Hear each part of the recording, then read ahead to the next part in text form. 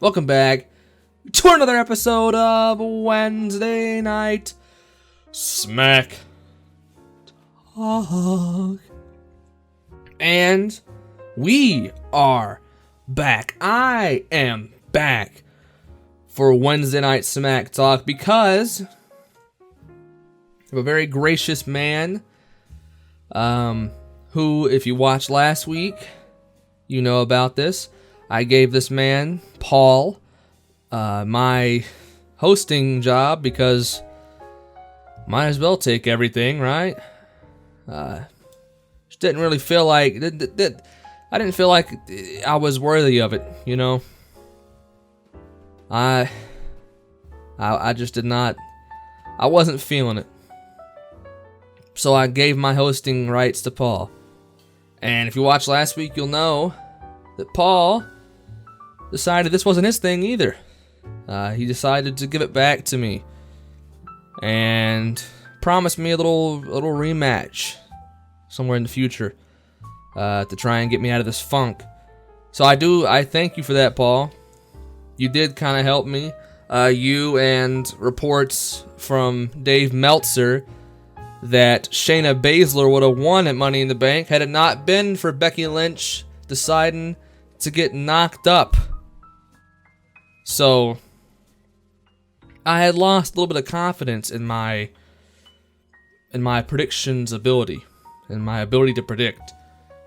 And then I saw the reports that Asuka wasn't the intended winner of the Money in the Bank, which, if you don't know, that is what made Paul and I, is what made the match.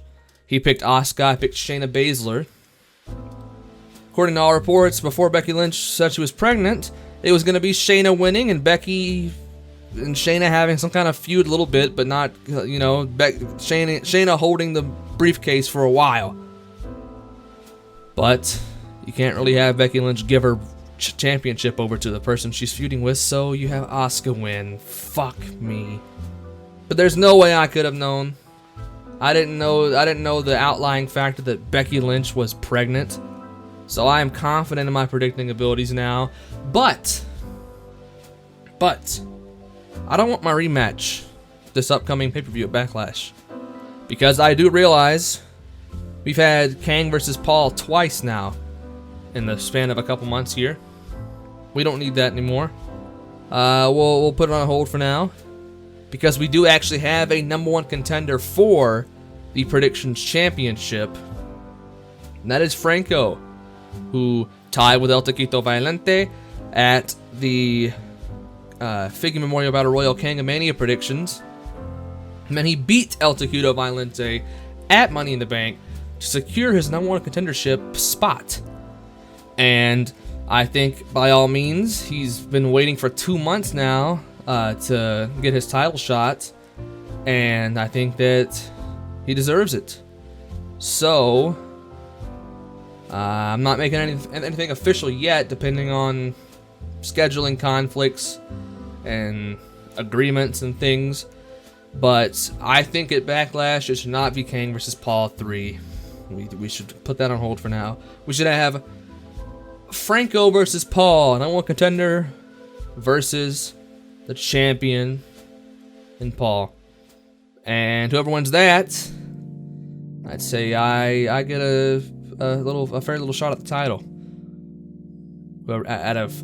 Whoever wins that match between Franco or Paul, I'm not gonna say. Although I'm rooting for you, Paul. I'm rooting for you.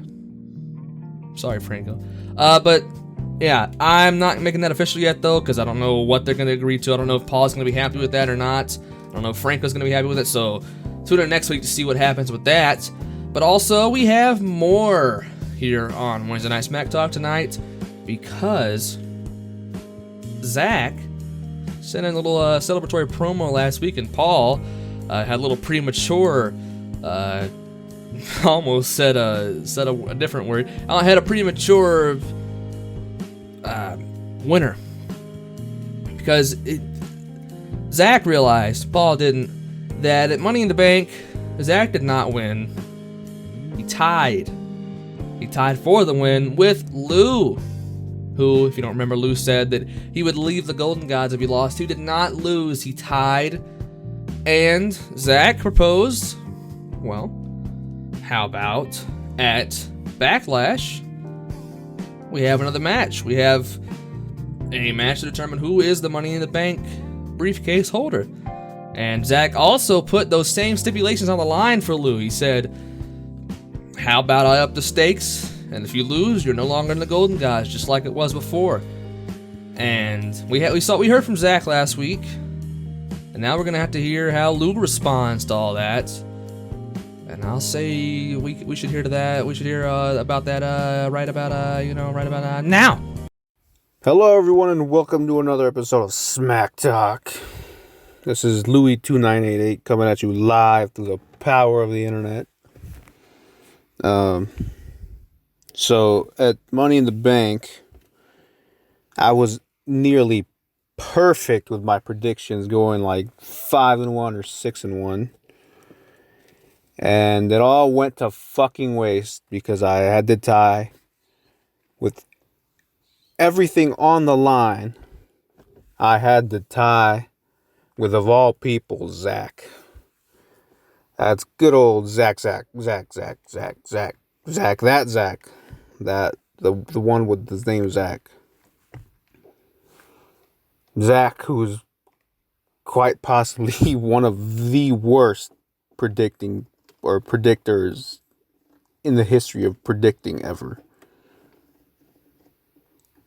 As if me tying with the absolute worst predictor of all time wasn't embarrassment enough, I have to watch SmackTalk for the results, the following SmackTalk, just to see Paul unofficially or maybe officially crown Zack as the official Money in the Bank winner, despite there being a tie and my name being alphabetically first. So eat shit, Paul and Zack.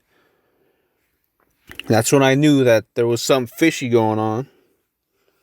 So maybe there's nothing I can do now to win that Money in the Bank briefcase for myself.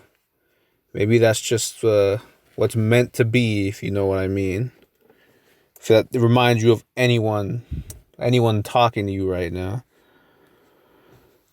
But now I gotta focus on the manlet himself, Mr. Zackaroo. Why'd I call him that? That's kind of gay. Zack, I've seen your video where you offered a match for the Money in the Bank. And for a while, I thought about saying no. It was like 15 minutes after that video, because I knew that something fishy was probably going on. And then I realized that even if there was, it's still Zack. It doesn't matter if you're Zack, you're Paul Bram, you're Zack Bram, you're Backzram, you're Kaz, you're Zackaroo, or fucking, what are you now, the wild card? It doesn't matter what you call yourself. That deep fried brain is still in your head, and it's still going to make the picks that have netted you like 2 wins at most now. Maybe still 1. This is too easy, I think. Too easy of an opportunity to pass up. I have everything to gain and everything to lose, but this isn't a very hard thing for me to do, I don't think. But this isn't about me being in the Golden Gods anymore. I think this is going to become about me keeping that ugly Jason Tatum jersey and that Sebi-esque tattoo on your shoulder from ever touching another Money in the Bank briefcase, much less a title. So I'll see you around, wild card. I will see you at the next pay-per-view, whatever it is. Faggot. So, it looks like both parties are hearty and ready to go I'm ready to determine who is the rightful holder of the Money in the Bank briefcase. And we'll have more on that in the upcoming weeks. But next, we have something strange, a video that was sent in to me, and it is strange. I can guarantee you that it's strange. I really have no words for this video, so I'm just gonna here. Hey fellas, it's me, Brandon, and I'm here. Oh fuck. I'm here sitting on this, and I'm about to do a thing. After losing another multi-man match, which are dumb matches that don't make sense and are stupid ways to get everyone on the card, I decided that I'm going to open an issue challenge. An open open challenge for anybody who wants to get a piece of this. Former major time champion. So yeah, come at me. Buffy's here too. She's about to jump down. Yo, Buffy. Yo. Buffy, what you gotta say?